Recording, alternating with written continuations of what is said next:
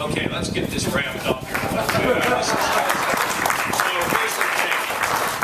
Jobs Ohio has played a very important role out here. Jobs Ohio has been here since I've been governor.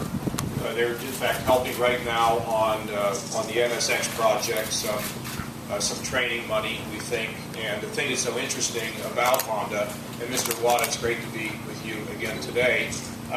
They don't ask for a lot. They just say, hey, we're going to go get it done, and but we want to be better and better partners with them.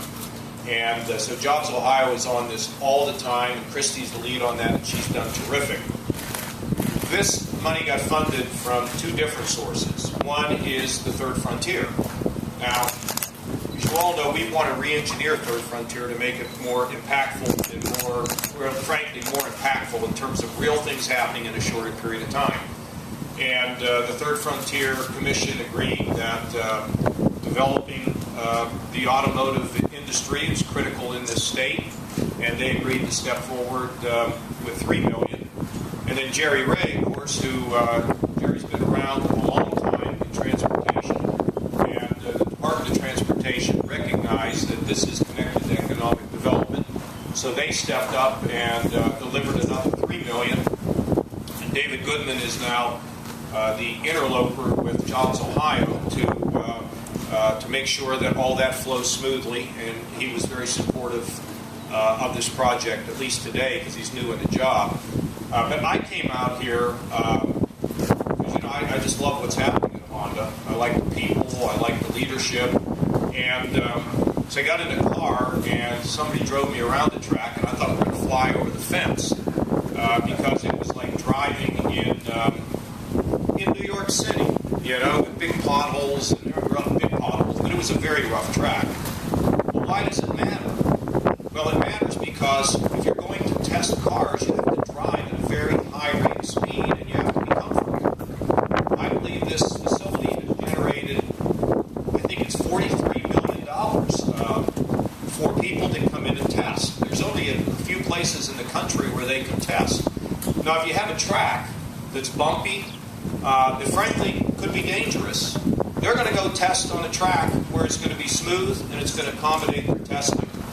So in a relatively short period of time, we delivered the resources. Honda put $10 million in.